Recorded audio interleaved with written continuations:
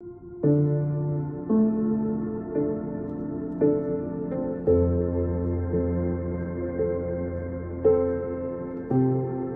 buen día, queridos hermanos, bienvenidos a nuestro comentario de la lección desde la Iglesia Central Adventista de Tuxtla Gutiérrez. Bienvenido, Cristian. Gracias, Johnny. Igualmente bienvenido, así como cada uno de ustedes que está con nosotros acompañándonos. Esperemos que este comentario sirva y sea de bendición para cada uno de nosotros, que todos nos podamos gozar en el estudio de la escuela sabática. Amén. Y precisamente vamos a comentar la lección que se titula La ira del amor divino. Es la lección número 5 para el 1 de febrero de 2025. El versículo de la semana se encuentra en Salmo 78, 38. Sin embargo, Dios les tenía compasión, perdonaba su maldad y no los destruía. Muchas veces apartó su ira y no despertó todo su enojo. Esta semana vamos a estudiar en 5 puntos. ¿Cuáles son, Johnny?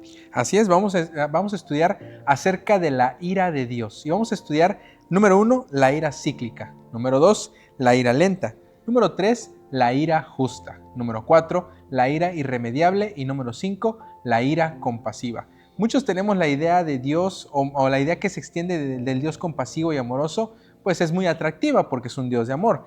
Pero cuando hablamos acerca de que Dios también se aira, se enoja, se molesta, entonces ahí es donde decimos, bueno, a lo mejor ese Dios ya no me gusta. Pero vamos a tratar de entender qué significa la ira de Dios y cómo entra la ira dentro de este Dios amoroso. Exacto, muchas veces la cuestión de la disciplina no nos gusta, no nos encaja, no embona con nuestra manera de ser, con nuestra naturaleza humana. Pero en este estudio de esta semana, la lección nos indica cómo a través de esa ira, de ese enojo, hay detrás un ser que nos ama como nadie nos ha amado. Entonces vamos a entrar de lleno con la ira cíclica. Y aquí podemos mover los elementos a nuestro gusto porque por eso es cíclico. Tarde o temprano el círculo vuelve a iniciar. Podemos empezar diciendo que el pueblo de Dios lo sigue durante un tiempo. Y es ese momento en el que están bien, de bienestar, cuando Dios se ha manifestado en favor de ellos y entonces no hay ningún problema para poder seguirlo. Pero ¿qué es lo que pasa después? El pueblo se rebela contra Dios y hace cosas horribles. Y a este punto ya vienen a nuestra mente muchas historias de cómo después de que el pueblo de Dios está contento con Dios, pasa un tiempo, pasa la bonanza y entonces empiezan a hacer cosas horribles y a rebelarse contra Dios.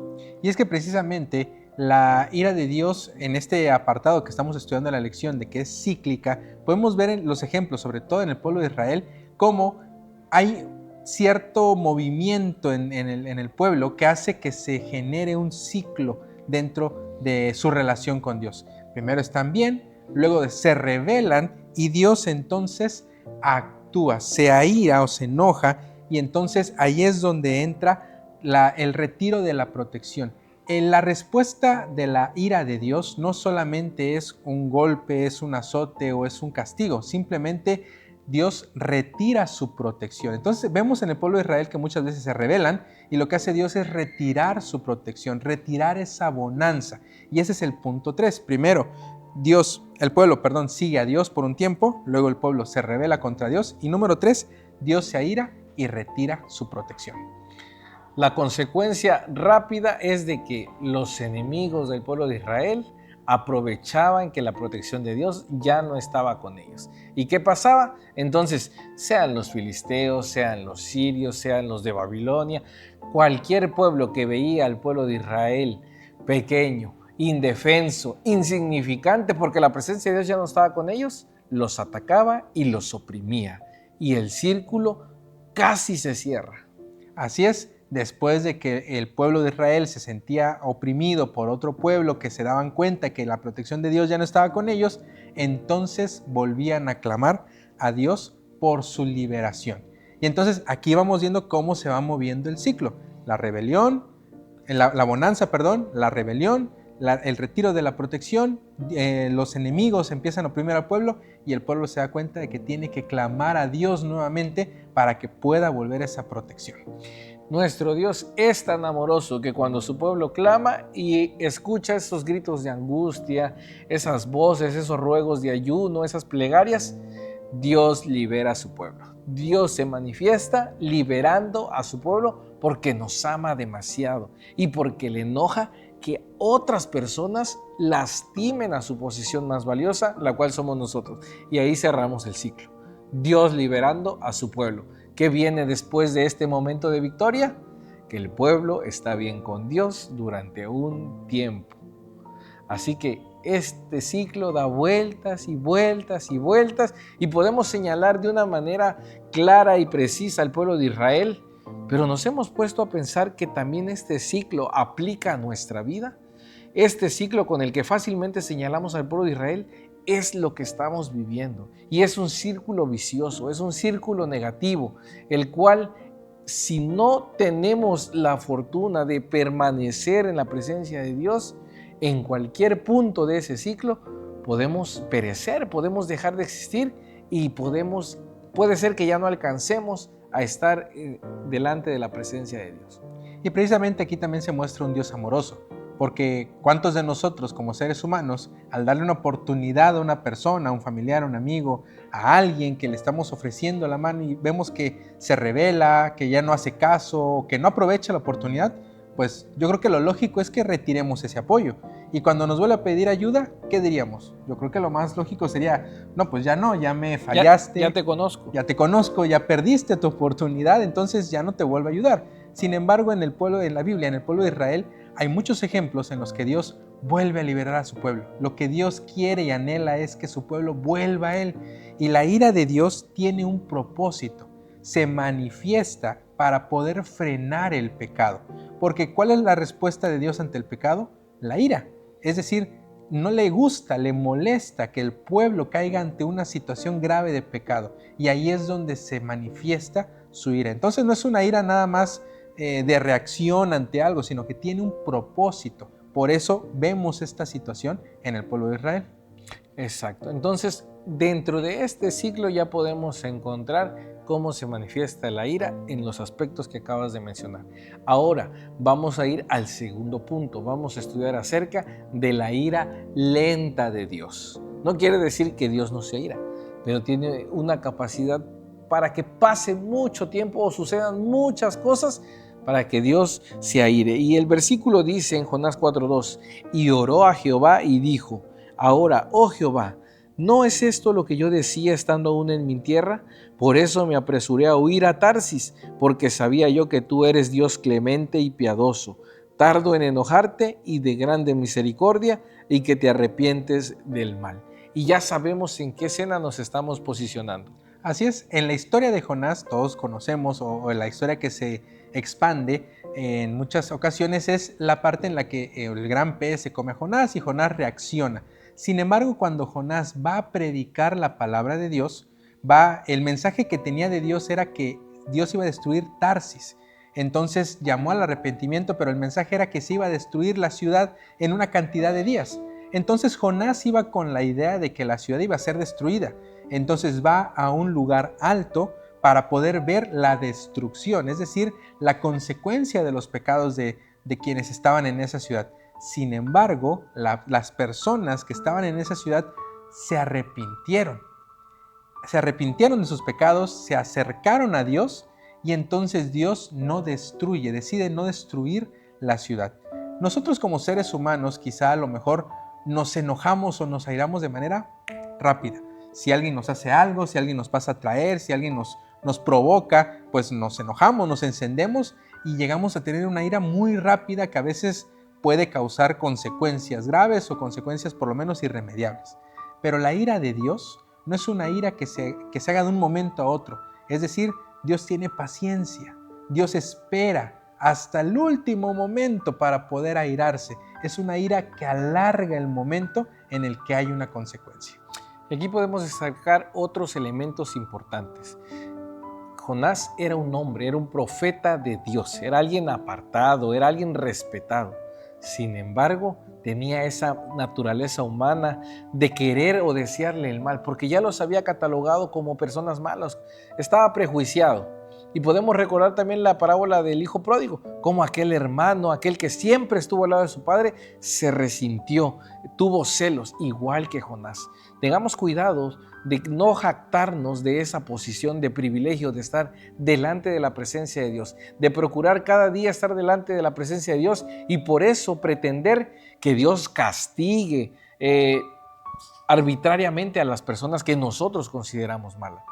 Otro punto a destacar es que el amor a Dios cambia cualquier pronóstico. Aunque la sentencia para Nínive estaba dada, pero el amor a Dios transforma y cambia cualquier cosa. Y eso es algo que debemos tener presente. Gracias a que nuestro Dios es clemente, es compasivo y que su ira es lenta. Pero no por eso debemos descuidarnos. Así es, no porque sea lenta quiere decir que podemos abusar o que tenemos más espacio para poder seguir en malos pasos. Y algo importante que me gustaría destacar de esta sección es entender que Dios se aira contra el pecado, pero ama al pecador. Y es un concepto bien interesante y bien importante porque cuando lo entendemos podemos imitar precisamente el amor de Dios. Porque muchas veces como seres humanos, como bien decías, Jonás, a lo mejor en esta misma naturaleza, unió el pecado con el pecador y para él eran la misma cosa. Entonces, si alguien pecó, ese merece morir. Así hay muchas historias en la Biblia, incluso en el ministerio de Jesús, de gente que decía, bueno, es que esta mujer pecó, tiene que ser apedreada. Pero Jesús mostró también ese amor y separó el pecado del pecador.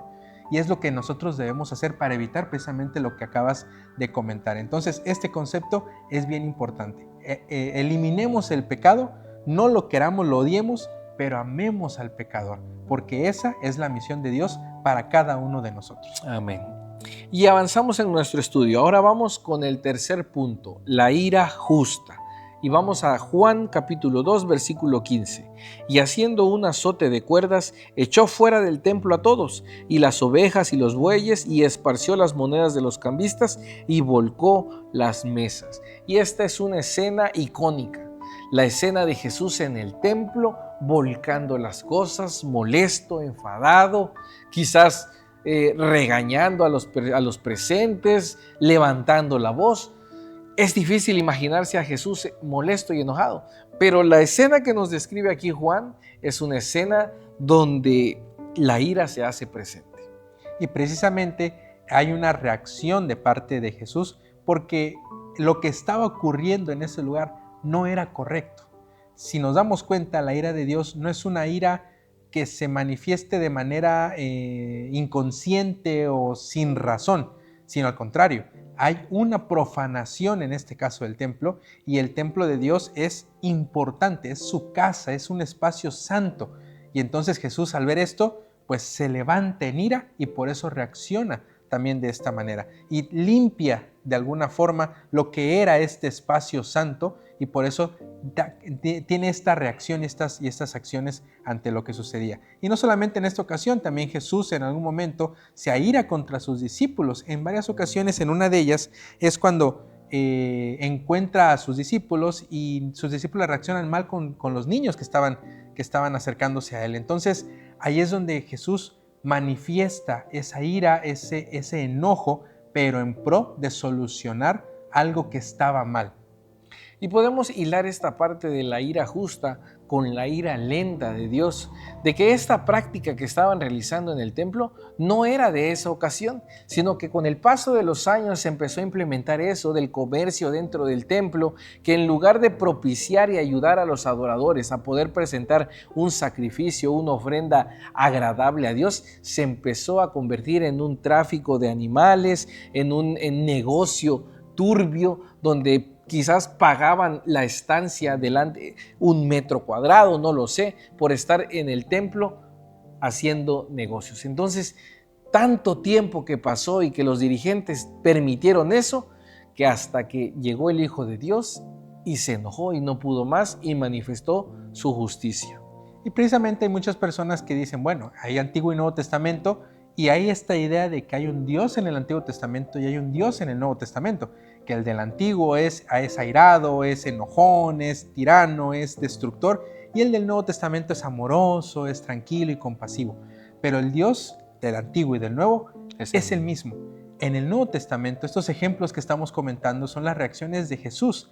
¿Y quién es Jesús? Dios mismo en la tierra, en su naturaleza, envuelto en una naturaleza humana, pero al fin y al cabo, Dios mismo. Entonces, estas representaciones de la ira de Dios coinciden con todo lo que dice el Antiguo Testamento también y con las características de la ira. Y precisamente esta ira está conectada directamente con el amor. Si tú no amas algo, no te va a doler que suceda algo con eso que amas. Si tú no amas a tu hijo o a tu hija, no te va a doler que se caiga o que esté en malos pasos. Sin embargo, cuando tú quieres, cuando tú amas apasionadamente, lo que pasa con esa otra persona a la que amas causa una reacción en ti. Y Dios nos ama con grande pasión. Por eso le molesta y le ira lo que el pecado ha hecho en nuestra vida. Y podemos retomar la imagen que veníamos estudiando lecciones atrás, la de un padre a un hijo. ¿A qué padre no le molesta que alguien más lastime a su hijo? A cualquiera. Y la reacción no es de una sonrisa agradable. No, lo inmediato es, de acuerdo a nuestra naturaleza, enojarnos, enardecernos, enfurecernos. Eso es lo normal. Y Dios manifiesta su amor también por medio de esa ira, porque por medio de esa ira Dios es justo, Dios nos enseña, Dios nos disciplina y Dios nos muestra su amor. ¿Cómo sabríamos nosotros que algo está bien o que algo está mal si no hay una consecuencia ante lo que pasa? Y como bien decías, con los niños al no saber en su inocencia si están haciendo algo bueno o algo malo, pues esperan a la reacción del papá o de quien lo está cuidando. Cuando la reacción es un manazo, quizá cuando la reacción es un enojo, una cara de enojo, entonces el niño comprende que está haciendo algo que es incorrecto. El pueblo de Dios también tiene que saber que en el momento en el que Dios se aira es cuando estamos en pecado precisamente. Dios no se enoja con nosotros de la nada. Nosotros hacemos las cosas mal para provocar la ira de Dios. Entonces pasamos al cuarto punto de nuestro estudio, la ira irremediable. Y el versículo es 2 de Crónicas 36:16. Mas ellos hacían escarnio de los mensajeros de Dios y menospreciaban sus palabras, burlándose de sus profetas, hasta que subió la ira de Jehová contra su pueblo y no hubo ya remedio. Quiere decir que el Señor Jesús, cuando mandaba un mensaje, cuando mandaba una indicación y sus mensajeros eran lastimados, también aparecía la ira, aunque fuese contra su mismo pueblo. Y como decías, esto tenía consecuencias, porque en el estudio de este día podemos ver cómo el Señor muchas veces, o la Biblia nos dice, que el Señor entregaba al pueblo de Israel a sus enemigos. Y haciendo memoria del Antiguo Testamento, hace rato mencionabas que esta separación del Antiguo y el Nuevo Testamento en la persona de Dios, pero yo creo que en el Antiguo Testamento se manifestó aún más el amor de Dios, porque hubo tantas traiciones que no sé si contáramos todas esas historias, esos momentos registrados, y no sabemos los no registrados, pero Dios tantas veces recibió a ese hijo pródigo, a ese pueblo traicionero, arrepentido, lo abrazó, lo vistió, hizo fiesta por su regreso, pero cuando también maltrataban o ignoraban su mensaje, Dios manifestaba su ira. Y es que precisamente cuando estábamos estudiando hace un momento el ciclo del pueblo de Dios y cómo se airaba a Dios precisamente con ellos, podemos ver que este ciclo se repitió muchas ocasiones. Como bien decías, a lo mejor hay más de las que nosotros conocemos que a lo mejor no están registradas en la Biblia. Y Dios constantemente estuvo ahí para volver y para tomar a su pueblo nuevamente. Sin embargo, en este versículo nos dice, y no hubo, al final, no hubo ya remedio. Dios es paciente, es tolerante, su ira es lenta, pero siempre va a llegar el momento de la consecuencia irremediable. Entonces, como mencionábamos hace un momento, no juguemos con Dios, porque aunque es paciente y es lenta su ira, va a llegar el momento en el que quizá ya no hay vuelta para atrás, nosotros mismos provocando esa situación. Y precisamente al final del tiempo de este mundo, cuando Cristo vuelva, va a haber un momento en el que se acabará la gracia, es decir, un hasta aquí llegó la paciencia, llegó el perdón, llegó la gracia, porque a partir de aquí quienes fueron fieles tendrán su recompensa, pero quienes fueron infieles y no volvieron de su camino de pecado, entonces también afrontarán su consecuencia. Ahí tenemos el amor de Dios. ¿Cuánto tiempo ha pasado desde su promesa? esperando a que todos tengamos la oportunidad de arrepentirnos y nos podamos arrepentir. ¿Será que vamos a aprovechar esa oportunidad hoy mismo o esperaremos más tiempo? Entonces, hasta este momento, hilando todos los elementos de la ira de Dios, yo creo que cada uno de nosotros podemos ver implícito su amor, su misericordia, y así llegamos al último punto de la lección, la ira compasiva. Deuteronomio 32:35 nos dice: mía es la venganza, yo pagaré. A su debido tiempo su pie resbalará, se apresura su desastre y el día del juicio se avecina. En este día se nos insta a que nosotros no seamos motivados por la venganza, porque el Señor nos dice que esa solo le pertenece a Él. Y por el contrario, después de ese momento de ira, de indignación, de que quizás fuimos lastimados por alguien que amábamos, la respuesta debe ser compasión, debe ser amor, debe ser perdón, así como tantas veces nos ha mostrado el Señor a lo largo de toda la historia, cómo ama, cómo perdona y cómo tiene misericordia de cada uno de sus hijos. Y en las historias que hemos estudiado aquí, así lo ha manifestado. En Nínive se arrepintió el pueblo y el Señor, a pesar de que era un pueblo blasfemo, de que subía el mal aroma de pecado, la pestilencia de ese pueblo, el Señor los perdonó porque se arrepintieron de corazón, y esa ira, esa sentencia fue después una ira compasiva. La venganza le pertenece al único ser perfecto que puede implementarla de alguna manera. Si en nosotros estuviera la capacidad de vengarnos, ¿cuántos de nosotros quizá cometeríamos errores grandes, garrafales? Como bien decías, la ciudad de Nínive, aparentemente ante nuestros ojos humanos quizá hubiéramos reaccionado igual que Jonás. A lo mejor nos hubiéramos enojado: ay Señor, ¿para qué me mandas acá si de todos modos los ibas a perdonar? Ese es el pensar del ser humano.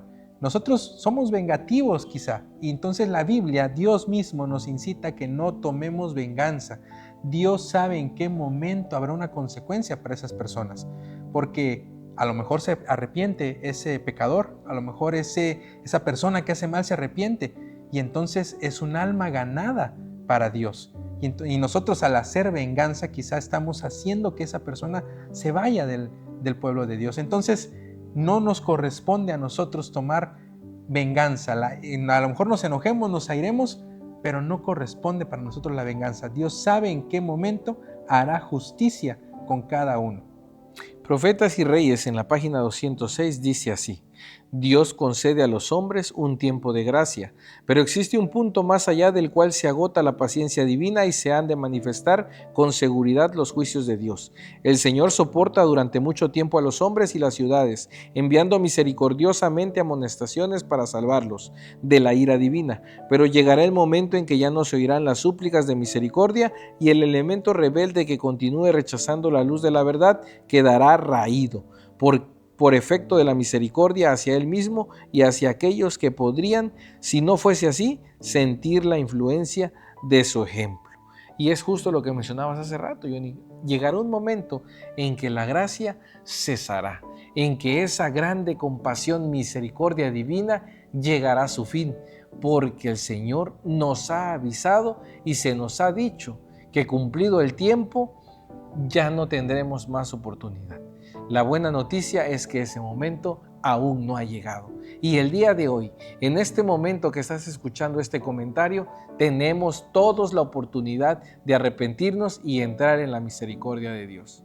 No importa qué tan grande haya sido tu pecado, no importa qué tan mal te sientas, qué tan grande sea la culpa que a lo mejor estás sintiendo en tu corazón. Dios hoy te dice: ven, yo te perdono, yo te amo. Yo odio el pecado, pero amo al pecador, te amo a ti. Entonces es una invitación para que no esperemos más, porque el tiempo de gracia algún día se acabará y no sabemos cuándo será. Así que el día de hoy es la oportunidad para arrepentirnos, para volver a Dios y para cerrar ese ciclo y no volver al pecado. Este comentario ha estado muy interesante, Cristian. Exactamente, y el título, La ira del amor divino, quizás pensamos que nos llevaría a otro lado, pero aterrizamos en que Dios es amor, Dios es compasión y quiere lo mejor para cada uno de nosotros. Gracias, Johnny, por acompañarnos una vez más. Muy contento de participar contigo. Así es, gracias Cristian también por acompañarnos y los esperamos la próxima semana para seguir aprendiendo más acerca del amor de Dios. Los invitamos a que estudien su lección para que podamos hacer el comentario juntos, para que podamos nutrir esta lección. No vamos estudiando específicamente día por día, sino haciendo comentarios, digamos, extra para que podamos enriquecer lo que estamos estudiando. Por eso los invitamos a que abramos nuestra lección, abramos nuestra Biblia y estudiemos juntos la palabra de Dios. Los esperamos la próxima semana y que Dios los bendiga. Bendiciones.